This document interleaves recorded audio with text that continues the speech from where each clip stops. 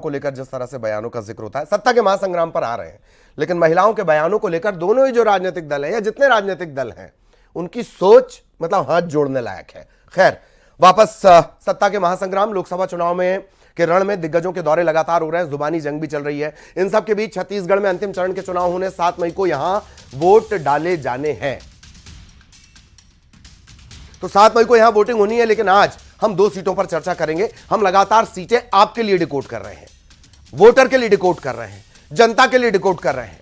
4 तारीख को जब हम चर्चा कर रहे होंगे, आपको यही जो हम डिकोड कर रहे हैं बहुत काम आएगा। आज जिन पर चर्चा करेंगे, सरगुजा और रायगढ़, कौन है प्रत्याशी, कौन किस पर भारी है, वोटिंग ट्रेंड्स क्या है, किस तरीके का इतिहास रहा है, सियासत के जानकारों से बहुत बारीक तरीके से समझने की कोशिश भी करेंगे।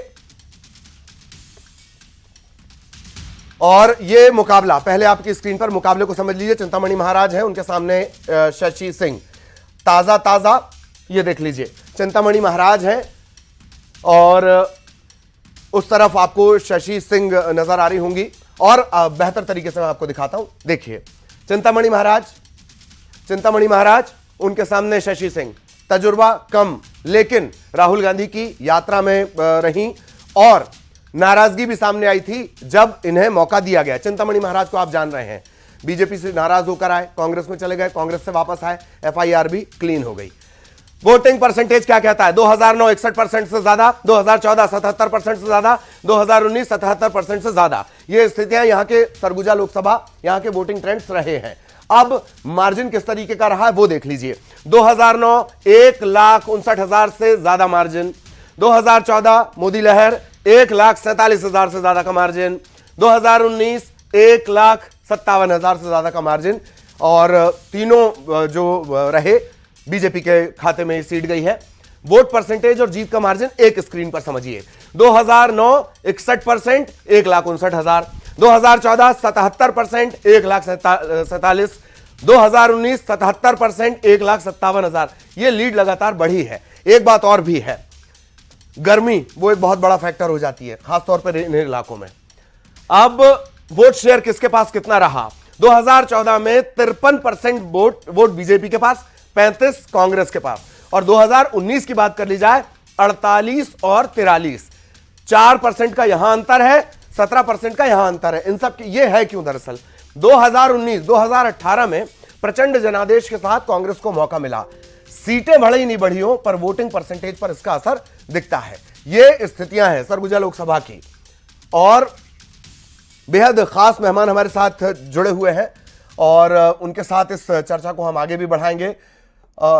के शर्मा साहब हैं हमारे साथ, मनीष वोरा साहब हमारे साथ जुड़े हुए हैं, उनसे हम इस चर्चा को आगे ले जाएंगे और बारीक तरीके से समझने की कोशिश करेंगे। सबसे पहले के शर्मा सर, आपके पास आ रहा हूं। हमने स्थितियां दिखाई हैं, सरगुजा का समीकरण पूरा बताया है, अब आपका कमेंट।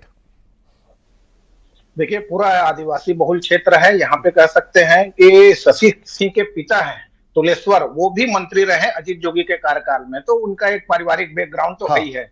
लेकिन जो आपने कहा कि राहुल गांधी के यात्रा में दिखे, वो एक बड़ा कारण है टिकट मिलने के पीछे माना जा सकता है। इसके साथ ही दूसरी ओर चिंतामणि महाराज की जो बात कही जा रही है, वो कांग्रेस और भाजपा दोनों में रहे, संस्कृत के ज्ञानी पंडित है कहा जा सकता है, और धार्मिक रूप से भी उनके पिताजी का एक गहिरा गुरु के नाम से एक बड़ा इस क्षेत्र में एक धार्मिक पकड़ कहा जा सकता है, उनके फॉलोअर बहुत ज्यादा है, ये एक बड़ा कारण है। और इस क्षेत्र में देखेंगे कि लगातार बीजेपी की जीत हो रही है। और यहाँ पे उससे पहले एक बात करेंगे तो ललन साय और यहाँ पे खेल साय, ये दोनों लगातार सांसद रहे हैं कहा जा सकता है। बीजेपी की ओर से ललन साय को रेलवे को प्रमोट करने के लिए, रेलवे सुविधा उपलब्ध कराने के लिए एक बड़ा नाम के रूप में उनका एक परिचय है।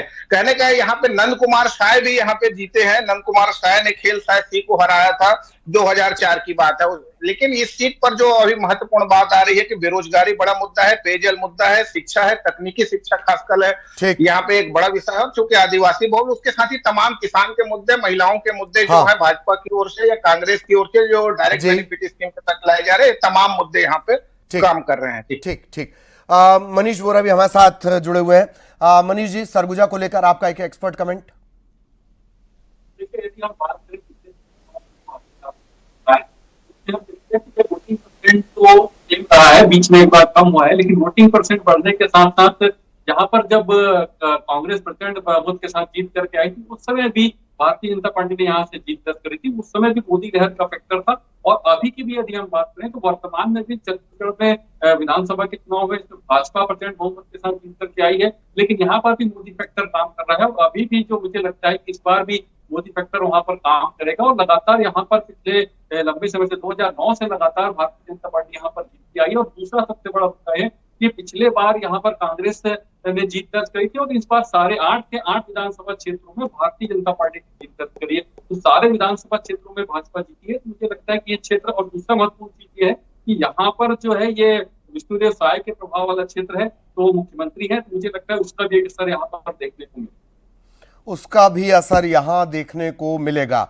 अब मैं आप दोनों लगातार हमारे साथ बने रहें। इसके बाद फिर से जो है एक सीट हम अपने दर्शकों को समझाएंगे, इतिहास समझाएंगे, और इसके बाद फिर हम हमारे मेहमानों के पास चलेंगे। मैं फिर आपको बोल रहा हूं, दोनों को बहुत ध्यान से सुनिए, तभी 4 जून को मजा आएगा एकदम। रायगढ़ लोकसभा सीट की बात करेंगे। 1999 से बीजेपी का कब्जा। सीएम विष्णुदेव साय 99 से 2014 तक सांसद रहे।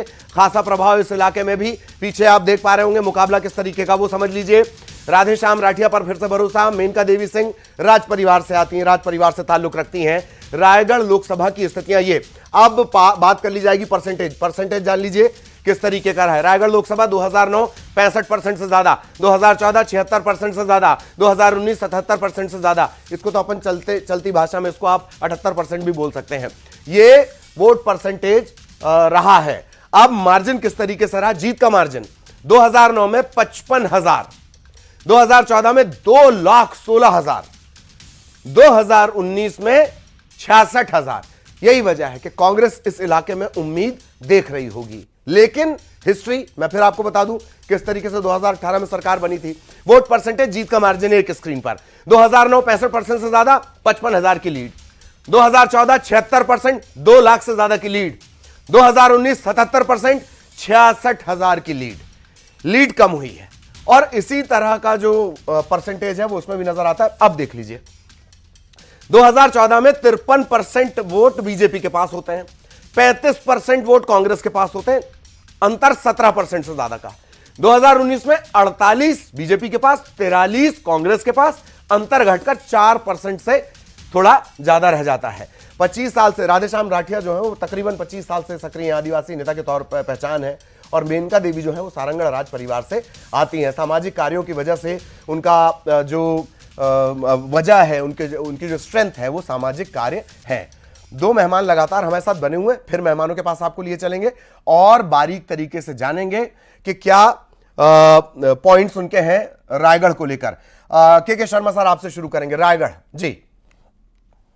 रायगढ़ सीट एक देखिए कि राजघराने की जो बात कर रहे हैं, लगातार इस परिवार का दबदबा रहा है इस क्षेत्र में, कहा जा सकता है। इनके पिता राजा नरेश सिंह की बेटी हैं और वो मध्य प्रदेश के समय भी वो मंत्री रहे, पुरानी की बात है ये। उसके बाद से लगातार इनकी 5 बेटियों में से 3 बेटियां सांसद के रूप में आप देख सकते हैं। रजनीगंधा का भी नाम आता है, पुष्पा देवी सिंह का नाम आता है। उसके अतिरिक्त इसके परिवार में मां भी पुसौर क्षेत्र से निर्विरोध जीत चुकी है, वहां पे विधायक ललिता देवी जी। इस प्रकार से इस परिवार का दबदबा बताया जा सकता है नामों को लेकर, उनके अलग अलग कार्यकाल रहा है।